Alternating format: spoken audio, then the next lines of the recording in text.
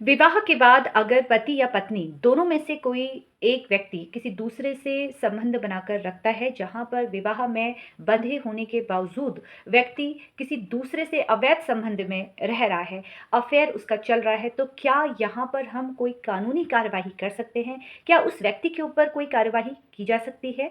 आज इन सारे सवालों का जवाब आपको इस वीडियो के माध्यम से मैं देने की कोशिश करूंगी। जी हाँ दोस्तों, मेरा नाम एडवोकेट स्मिता है और एक नई कानूनी जानकारी के साथ आप सभी लोगों के मध्य में उपस्थित हूँ। सवाल था कि अगर विवाह के बाद पति या पत्नी दोनों में से किसी एक का अफेयर हो जाता है, आप विवाह में बंधे हुए हैं, उसके बावजूद पति या पत्नी किसी दूसरे से संबंध बनाए हुए रखते हैं और इस बात की जानकारी आपकी पत्नी को या आपके पति को हो जाती है, तो क्या उस व्यक्ति के ऊपर कोई कानूनी कार्यवाही की जा सकती है? देखिए, अगर बात करूं भारतीय दंड संहिता की, तो भारतीय दंड संहिता में एक सेक्शन है 497, जो इस तरह के मामले होते थे तब इस सेक्शन के आधार पर इन क्राइम को इस सेक्शन में देखा जाता था, जिसमें आरोपी को 5 साल तक की सजा का प्रावधान था, साथ में जुर्माना भी भरना पड़ता था। लेकिन 2018 में एक याचिका, जनहित याचिका दायर की गई थी, जिसमें अडल्ट्री के कानून को रद्द कर दिया। अब सवाल है कि अगर विवाह में बंधे होने के बावजूद पत्नी का या पति का किसी दूसरे के साथ संबंध है, तो कानूनी कार्रवाई हो सकती है?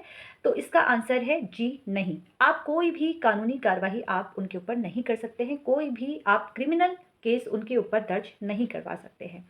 तो इस समस्या का हल क्या है? क्या इसको हम इसी तरीके से रहने देंगे?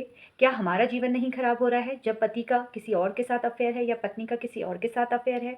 इस समस्या का भी समाधान आपके पास है, रास्ता इसमें है। इसमें आप क्या कर सकते हैं, इसको ग्राउंड बनाकर आप तलाक की मांग कर सकते हैं, जिसमें आप अगर ये साबित कर देते हैं कि मेरी पत्नी का किसी अन्य व्यक्ति के साथ संबंध है, वो विवाह में बंधे होने के बावजूद किसी दूसरे व्यक्ति के साथ संबंध बनाए हुए हैं, तो इस आधार पर आपको तलाक मिल सकता है। लेकिन आप कोई कानूनी कार्यवाही उनके ऊपर नहीं कर सकते हैं, सिर्फ इस आधार पर आप उनसे अलग हो सकते हैं।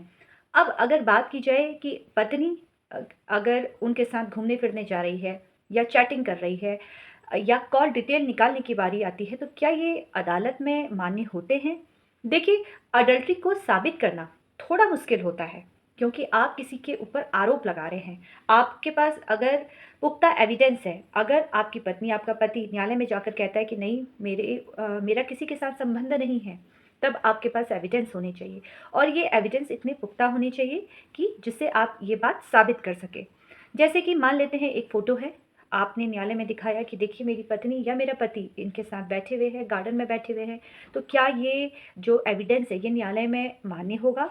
देखिए, अगर आप एक फ़ोटो लेकर न्यायालय में जाएंगे तो ये कभी भी आप इससे साबित नहीं कर पाएंगे कि पत्नी का या पति का अफेयर है, वो किसी के साथ संबंध बनाए हुए हैं। अडल्ट्री के को साबित करने के लिए आपके पास पुख्ता एविडेंस होनी चाहिए, जहाँ पर पति पत्नी के अलावा कोई तीसरा व्यक्ति आपके जीवन में प्रवेश करता है और आप इस मामले को लेकर न्यायालय में जाते हैं, तो आपके पास पुख्ता एविडेंस होने चाहिए। एकदम आपका जो एविडेंस है वो ऐसा होना चाहिए जिससे ये साबित हो सके कि पत्नी या पति अफेयर में है, इनके अवैध संबंध हैं। अब अगर आप न्यायालय जाते हैं तो वहाँ पर आप कॉल डिटेल भी लगा सकते हैं, आप फ़ोटोज़ भी लगा सकते हैं, वीडियो चैटिंग, ये सब कुछ मान्य होता है, लेकिन वहाँ पर आपको 65B का एक सर्टिफिकेट भी लगाना होगा। एविडेंस एक्ट के तहत 65B का सर्टिफिकेट भी मान्य होता है और उसके साथ आप ये सारी चीज़ें लगा सकते हैं। पर इसमें एक ध्यान देने वाली बात यह है कि जब आप अडल्ट्री को साबित करने जाते हैं, दूसरे पक्षकार पर आप आरोप लगा रहे हैं कि इनका संबंध है, किसी महिला के साथ है या पुरुष के साथ है, तो यहाँ पर इस ग्राउंड के आधार पर आप उनसे तलाक की मांग कर रहे हैं। अगर सामने वाली पार्टी ने आर्टिकल 21 का इस्तेमाल करके अगर वो ये कहता है कि जो मेरी निजता का हनन यहाँ पर हो रहा है, मेरे ऊपर झूठे आरोप लगाए जा रहे हैं, मैं अपनी कॉल डिटेल यहाँ पर नहीं दिखाना चाहता हूँ, या कोर्ट के द्वारा ऐसा ऑर्डर नहीं दिया जाता है कि इनकी कॉल डिटेल निकाली जाए, तो वहाँ पर ऐसी अवस्था में आपके पास जो एविडेंस होने चाहिए, ऐसे एविडेंस होने चाहिए जिसमें अडल्ट्री को साबित करने के लिए इस तरह के वीडियो आपको न्यायालय में प्रस्तुत करने होंगे जो ये दिखा सके कि पति या पत्नी जिस पे भी आरोप लगाया गया है उन दोनों का फिजिकल रिलेशन है। अगर फिजिकल रिलेशन है और ये आप साबित कर देते हैं तो हम उसे अडल्ट्री मानेंगे और अडल्ट्री को ग्राउंड बनाकर तब तलाक की मांग की जा सकती है। लेकिन अगर सिर्फ़ आप अफ़ेयर है या इनको ये पसंद करते हैं, इसको साबित करके आप तलाक की माँग कर रहे हैं, तो ये थोड़ा मुश्किल होता है। अगर बात की जाए इस तरह के केसों में, तो वहाँ पर समझदारी यही है कि आप आपस में बैठिए, बात कीजिए और बात करने के बाद आपसी सहमति से अलग हो जाइए।